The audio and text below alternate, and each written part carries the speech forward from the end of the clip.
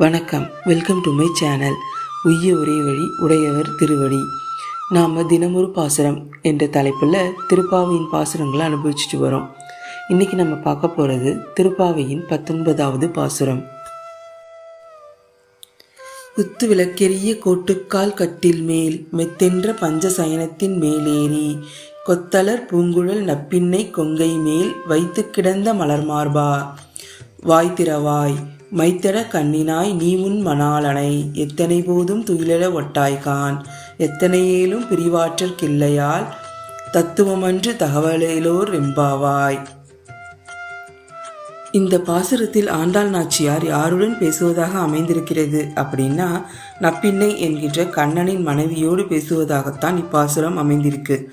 ஒரு தலைவனும் தலைவியும் எத்தனை அன்போடு இருக்கின்றனர் என்பதையும் தனக்கென்ன தேவை அப்படிங்கிறதையும் இந்த பாசுரத்தில் அழகாக சுட்டி காட்டியுள்ளார் ஆண்டாள் நாச்சியார். முதல் 2 வரிகளின் விளக்கத்தை பார்ப்போம். குத்து விளக்கெரிய கோட்டுக்கால் கட்டின் மேல் மெத்தென்ற பஞ்ச சயனத்தின் மேலேறி. உறங்கக்கூடிய அந்த இடத்தினுடைய சூழலை ஆண்டாள் நாச்சியார் வர்ணித்து காட்டுகின்றாள். குத்து விளக்கெரிய யானையின் தந்தத்தால் செய்யப்பட்ட கட்டின் மேல் மெத்தென்று இருக்கக்கூடிய மெத்தையின் மேல் பள்ளி கொண்டிருப்பவனே அப்படின்னு ஆண்டாள் நாச்சியார் சொல்கிறார். அடுத்த 2 வரிகளை பார்ப்போம். கொத்தலர் பூங்குழல் நப்பின்னை கொங்கை மேல் வைத்து கிடந்த மலர் மார்பா வாய் திறவாய். நல்ல அருமையான வாசனை நிறைந்த மலர்களை கொத்து கொத்தாக சூடக்கூடிய நப்பின்னை, அழகும் ஆற்றலும் நிறைந்திருக்கக்கூடிய நப்பின்னையோடு இணைந்திருக்கக்கூடிய கண்ணனே எழுந்து வா. நப்பின்னாய், உன்னோடு பள்ளி கொண்டிருக்கக்கூடிய கண்ணனை எங்களுக்காக கொஞ்சம் எழுப்பி அனுப்பிவை. அடுத்த 4 வரிகளை பார்ப்போம். மைத்தட கண்ணினாய் நீ உன் மணாளனை எத்தனை போதும் துயிலெழ ஒட்டாய்கான் எத்தனையேலும் பிரிவாற்றற்கில்லையால் தத்துவம் அன்று தகவலேலோர் எம்பாவாய். நல்ல அழகாக கண்ணுக்கு மையிட்டிருக்கக்கூடிய நப்பின்னையே, உன் கணவனை எழுப்பி எங்களோடு அனுப்பு.